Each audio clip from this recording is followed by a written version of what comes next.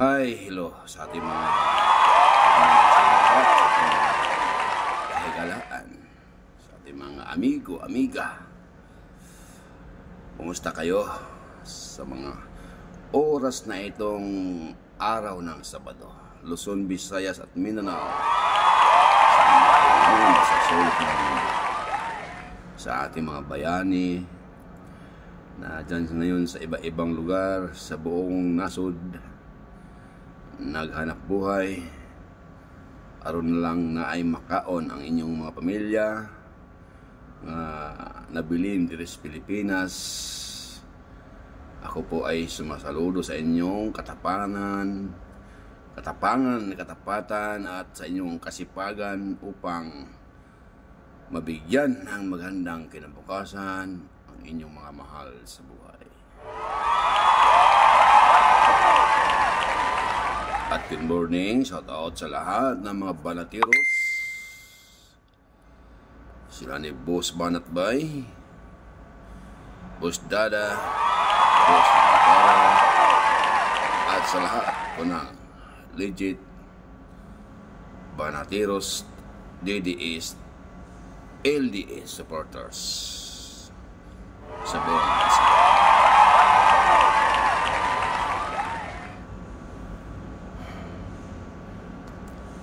Ako po ngayon ay nag-iisip,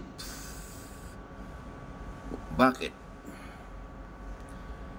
ang ating Pilipinas ngayon ay unti-unti bang parang nakakawalang galang, nakakawalang gana na manirahan sa ating bansa. Napilit baguhin, sirain, at panatilihin ang mga masamang gawain sa ating bansa.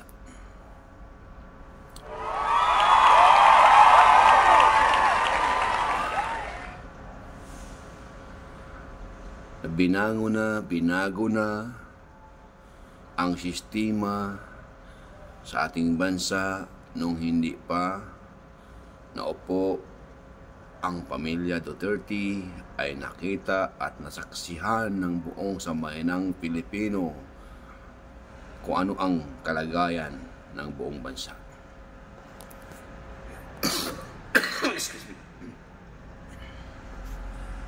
Sa pag-upo ng mga Duterte sa Malacanang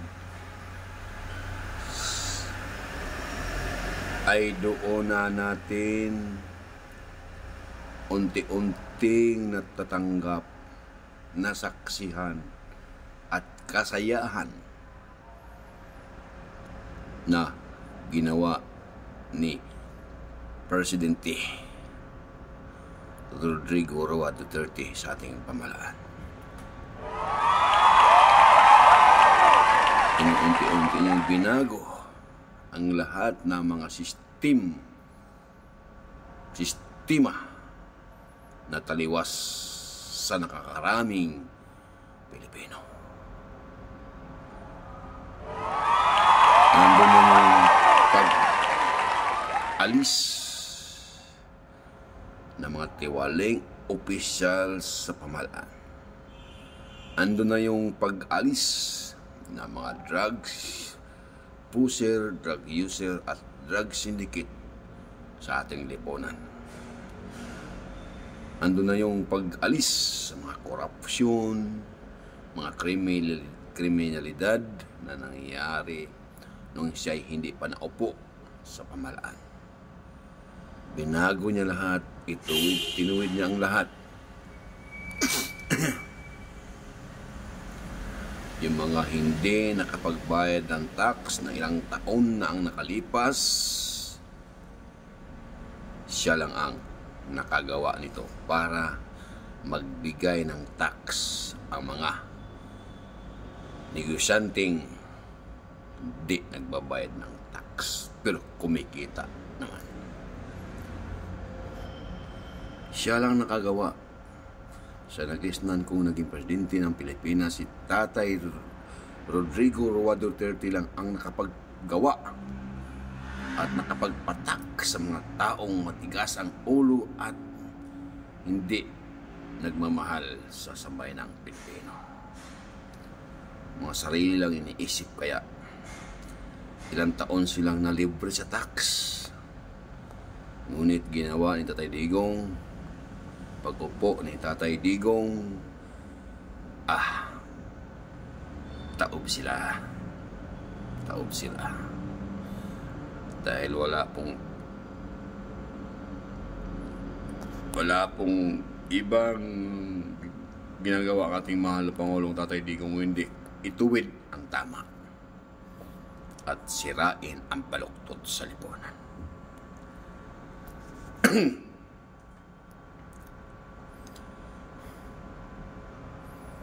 Ngunit sa ating nakikita ngayon, iba na ang naging presidente sa ating bansa. Doon bumabalik na naman ang gawaing noon.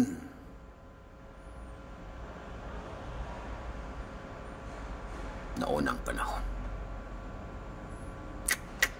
Nakakalungkot isipin na mayroon na tayong Rodrigo Roa Duterte ang nagbago sa sistema ng ating bansa. Ngunit ngayon, iba na ang presidente, binalik na naman sa dating sistema.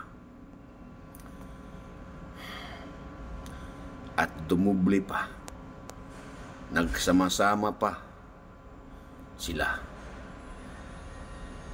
At pilit nilang sirain ang kabutihan ng mga Duterte para sa sambayan ng Pilipino. Kahit pa magsama kayo, kung ang tingin sa inyo sa sambayan ng Pilipino ay isang hindi karapat-dapat na tao, kahit mayaman ka pa, kahit gamitin mo lahat ng makinarya mo para manalo lang kayo, never na po sa mga panahon ngayon, never na po kayo mananalo.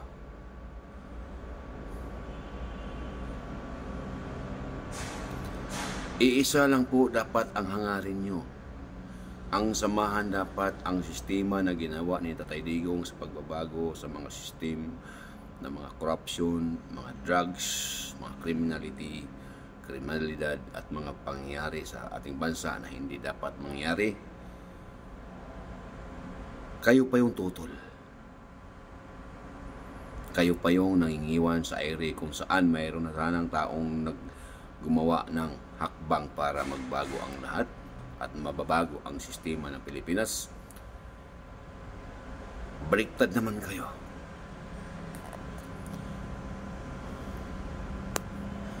Kung kayo natakot at tinakot ng mga masamang elemento at mga malalaking sindikato, dapat hindi na kayo umupo pa sa gobyerno. Dahil wala pala kayong bayag upang labanan ang kasamaan. Kailanman po, ito lang po ang masasabi ko, kailanman po hindi po nanalo ang kasamaan. Siguro man po nanalo po ito sa umpisa, pero sa bandang huli nananaig at kailanman hindi niyo matatalo ang kabutihan.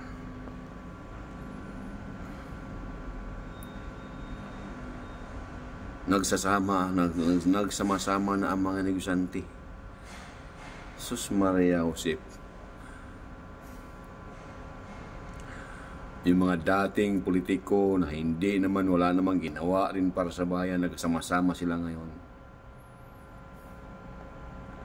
Kahit po magsama po kayo, kung wala naman po kayong amor sa sambayan ng Pilipino at nakikita ng sambayan ng Pilipino na wala rin kayong naiambag na batas at ikabubuti ng sambayan ng Pilipino, talo pa rin kayo. Kung natatakot po kayo katulad ng ginagawa ni Tatay Digong na lubaban sa mga drugs syndicate at sa mga lahat ng mga tiwali sa mga tiwaling opisyal sa gobyerno, dapat hindi na po kayo naglingkod sa gobyerno. Dapat kayo nagmukmok na lang sa kwarto. at hindi kayo umupo at lumaban bilang senador, bilang mayor, bilang congressman sa gobyerno. Kasi wala pala kayong bayag. Ito gawin nyo, payo ko sa inyo. Kung kayo natatakot na labanan ang masamang elemento sa lipunan dahil pamilyado kayo, ang gawin nyo, ilayo nyo ang pamilya sa Pilipinas. Mga anak nyo, asawa nyo. At manirahan kayo dito mag-isa at ipagpatuloy ang labanan ang masamang mga elemento sa lipunan. Yun dapat ang ginagawa nyo. Patay kung patay para sa bayan. Patay kung patay para sa bayan dapat ang gagawin nyo. Kasi pag tumakbo kayo, lahat ng mga bagay-bagay na sasabihin nyo, sinasabi nyo lahat para lang kayo manalo Ngayong nanalo na kayo, wala na. Nakalimutan nyo na ang binitawan nyo salita sa harapan ng sambayan ng Pilipino.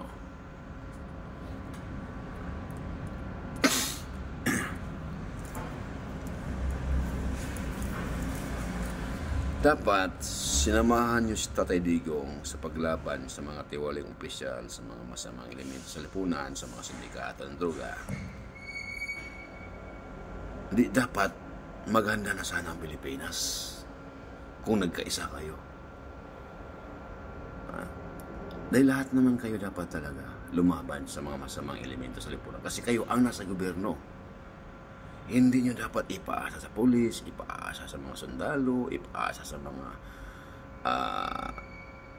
iba pa na lumaban sa droga. Lahat po kayo, maging congressman ka man, mayor ka man, senador ka man, gobernador ka man, lahat po kayo iisa para labanan ang mga masamang elemento sa lipunan. Iasa nyo lang kay Tatay Digong na labanan ng droga. Iisa naman ang pananaw nyo. Kaya kayo niluklok, kaya kayo naluklok, kaya kayo tumakbo para maluklok at pagsilbihan ang sambayan ng Pilipino at linisin ang Pilipinas. Hindi yung linisin nyo lang yung sarili pamamahay at pagandahin at mapupuno ang bulsa. Hindi po yun.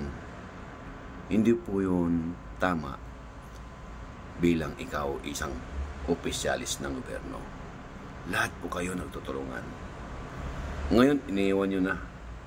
Iniwan nyo na si Rodrigo Duterte sa kanyang kung saan nakikinabang kayo, nanalo kayo, nasa Senado kayo, nasa congressman kayo, nasa mayor kayo. Ngayon na upo na kayo, wala na.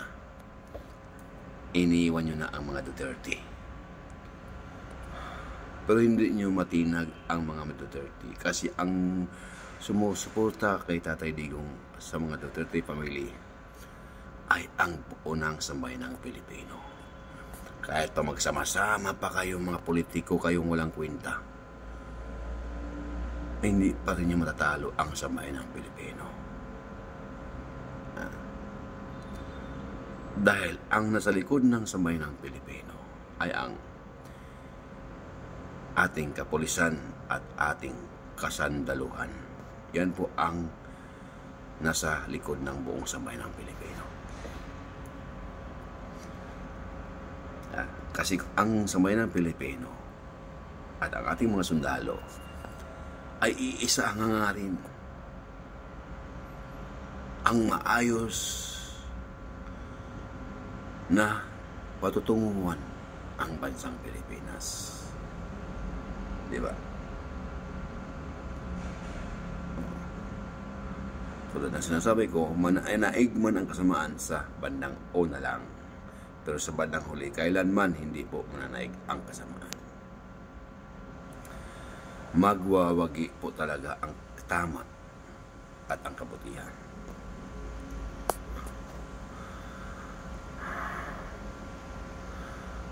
O shout out po sa lahat ng mga banateros, sila ni Boss Banatbay, Boss Dada, Boss Jiggy Bara, at sa lahat po ng supporters ng banateros, DDS Legit supporters, sa pamilya Duterte at sa buong sambayan ng Pilipino. Ituloy po ang laban. Kung saan po yung tama, doon tayo. Hayaan natin yung mga nagsama-sama na politiko na wala namang kwenta, mga yan. Wala namang ginagawa yung tama sa bayan. Nangungurap lang yan, mga yan. Kaya hayaan sila magsama-sama sila. Basta huwag natin kalimutan ang buong ticket ng mga Duterte family. At lalo na po, especially ang mga Duterte. Lehitimong Duterte family. Ang mailoklok sa Senado at mailoklok sa Malacanang.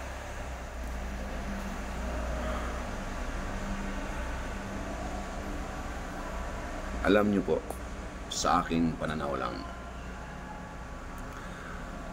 at sa aking na-experience, itong tao na ito, ilang beses na po kasi tumakbong presidente, hanggang senador lang po talaga ang nananalo siya. Pero napakabuti ang kalooban nito.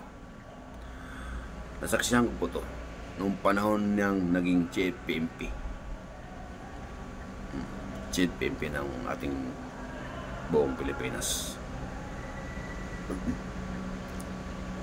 Kagalang-galang, disiplinado, at talaga naman pag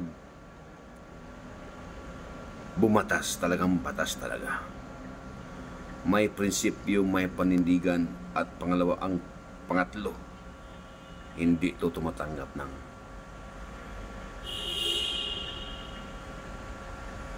pork barrel sa Senado. Walang iba po, si Senator Ping Lacson, ang ina-idol ko talaga na maging sanang maging vice ng ating bansang Pilipinas. Pag ito po ay nagsama sila ni Inday Sara Duterte at Ping Lacson, napakasulit po ang Pilipinas.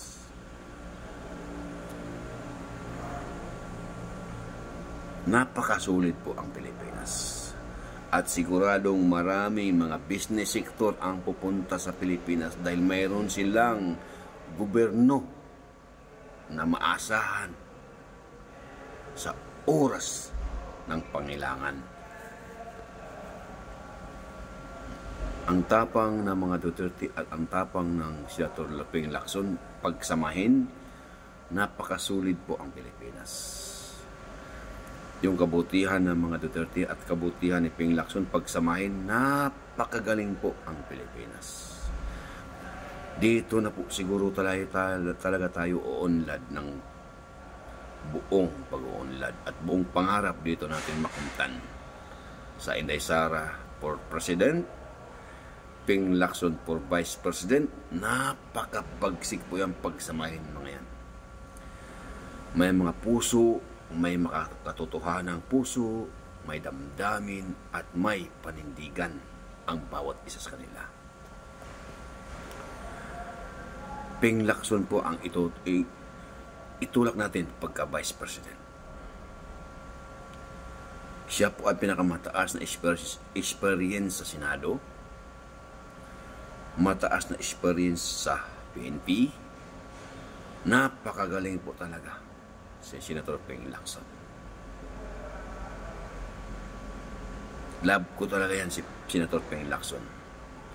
Pag si Inday Sara Duterte po ang maging presidente, si Senator Ping Lacson po ang maging vice, napakaganda po at lilinis po talaga ang Pilipinas. Tapos saway po ang mga Duterte, ipagpatuloy nila ang labanan ang masamang elemento sa lipunan, mga droga, mga rapist, kriminal, mga snatcher, mga kawatan sa gobyerno. Tipok yan. Tipok lahat yan. Tapos samahan pa ng sambayan ng Pilipino na maging asit at magsumbong sa pamahalaan na dito sa aming lugar, ganito. Sigurado po. Kahit wala na pong mangyaring eleksyon, payag po ako. Basta ganun po ang mga mangyayari sa ating bansa na maging maganda ang Pilipinas at uunlad ang Pilipinas.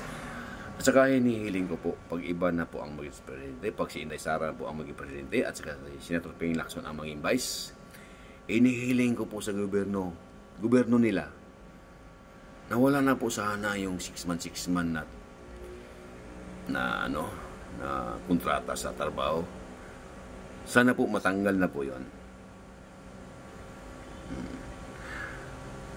At maging tuloy-tuloy po ang for example, unang nag-a-apply, unang natanggap, sana po tuloy-tuloy na po yun sila. Hanggat sila ay magsawa, hanggat sila ay tumanda. Diyan po natin makikita at madaling bilangin kung sino yung Pilipino na walang trabaho.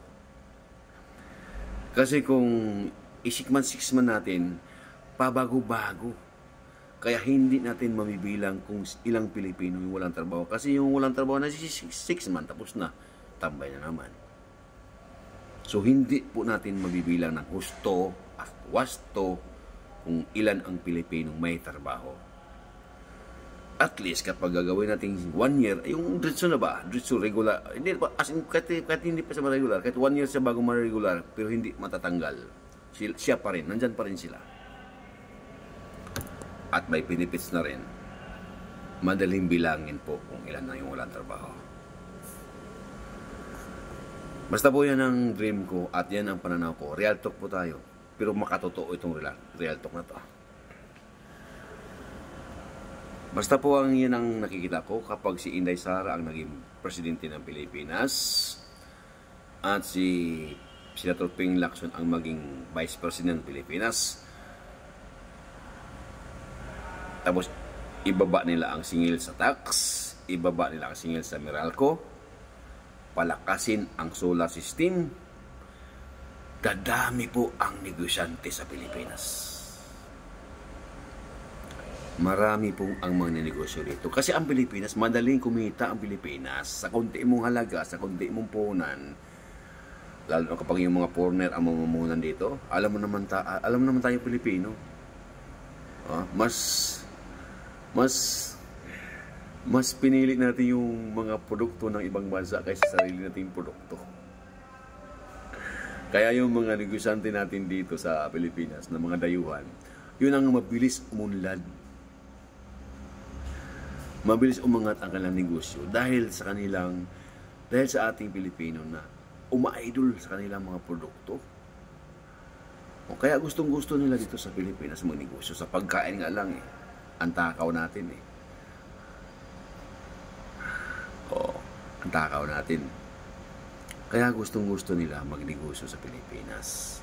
Sa pangalawa, ang Pilipinas, makarinig lang ng isang language, natututo na. Makarinig ng salitang Chinese, makarinig ng salitang Japanese, makarinig ng salitang Koreano, French. Ay, balikan mo. Sunod araw, di ba? Koreano na rin ang salita ng mga bata. Madaling matuto ang mga Pilipino sa salita. Kapag once na nakarinig ka, ay asahan mo. Sa sunod balik ng foreigner sa sunod balik ng dayuhan, ay gagayahin na yung salita ng dayuhan. Ng ating malit ng mga bata pa lang. Kaya ganun popular ang Pilipinas. Friendly ang Pilipinas. Kaya madali silang matuto, madali rin silang makibagay sa Pilipino kasi friendly. Kaya mas gusto talaga ng mga dayuhan na dito magnegosyo sa Pilipinas. Ngunit ang problema sa Pilipinas, nandun yung mga lagay. Alam mo naman ang mga dayuhan na negosyanteng mga dayuhan. Masilan yan sila sa mga lagay-lagay kasi hindi yan naranasan nila sa kanilang bansa Masilan yan sila, nagtataka yan sila bakit may lagay dito. Iba pa yung lagay doon, iba pang lagay dito. Kaya naghahanap yan sila ng solid at makatotohanan ng gobyerno. Kaya pag si Inday Sara Duterte ang opo bilang presidente ng Pilipinas at Ping Lacson ang bilang vice president ng Pilipinas, napaka ganda po ang Pilipinas. Maging peaceful, maging open sa lahat ng country. Kahit wala na po eleksyon, kahit sila na po tuloy-tuloy, sangayon po ako. Kasi nakita ko ang kanilang kakayahan at kanilang pagmamahal sa kapwa at sa mga buong Pilipino. Pero may prinsipyo. Asahan niyo po, wala na pong mga tao dyan na lalabag sa batas dahil may gobyerno na makatotohanan ang pakikitungo sa pamalakad din. Pero kapag yung gobyerno na, katulad ng gobyernong ito, na hindi malaman kung ano ang ginagawa ngayon, kung ano mga project sa sunod mga taon, bahain na naman tayo, tag-ulan na naman. May mabalitaan na naman natin, may mga lugar na naman tayo, pinasok na naman ng hanggang tao ang tubig. Wala pa rin. Wala tayong nakikita na may plano o anong plano. Naubos na lang yung pera. Wala pa yung plano.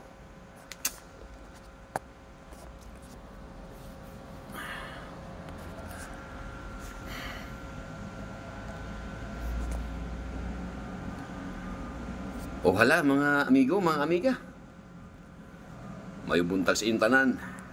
Luzon, Visayas, Mindanao, Davao, saan man, Jinsan, Surigao, Maasin, Sorneliti. Shout out po sa inyo sa Maasin, Sorneliti. Sa ating mahal na gobernador dyan at mahal na congressman at mahal nating mga mayor at kapitan sa buong Southern Leyte. Ipagpatuloy niyo po ang inyong kabutihan ng gawain para sa bayan ng Pilipino. Huwag po tayo magpadala sa mga masamang elemento. Kailangan po may prinsipyo tayo at maglilingkod tayo ng buong katapatan sa buong sambayan ng Pilipinas. Maraming po salamat sa inyong lahat. Chris MTV po ang nagmamahal po sa inyo at salamat po sa lahat ng mga viewers ko, mga viewer ko at mga subscriber ko. Sana po sa pagpatuloy ko po sa aking mga charity vlog, matutulungan niyo po ako. Subscribe at like at share lang po sa aking mga video. Masaya na po ako at marami na po tayong matutulungan ng mga bata, matatanda, sa mga kakabundukan na ating tatahakin sa dating ng mga panahon. Patuloy lang po ang gawain ng Chris MTV sa pamamahagi ng mga kunting bagay sa ating mga mahirap na kababayan. Sa Merkulis po, magpapiling po ako.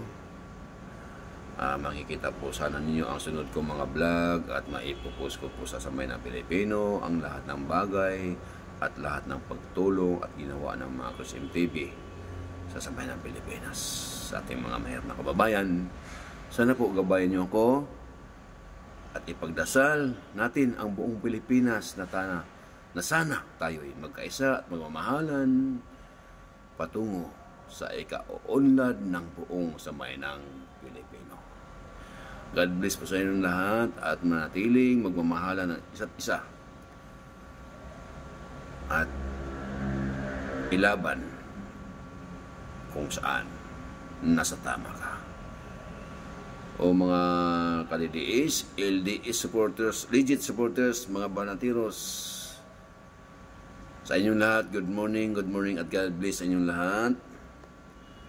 Ito po si Chris MTV, patuloy na legit DDS, banatiros, LDS supporters habang buhay. Maraming salamat po, pamilya mga Duterte, at sa inyong lahat, at sa ating namumuno ngayon sa gobyerno at sa mga nasa gobyerno, yung naglingkod sa buong katapatan, yung gumagawa ng tapat, yung gumagawa ng tama para sa bayan.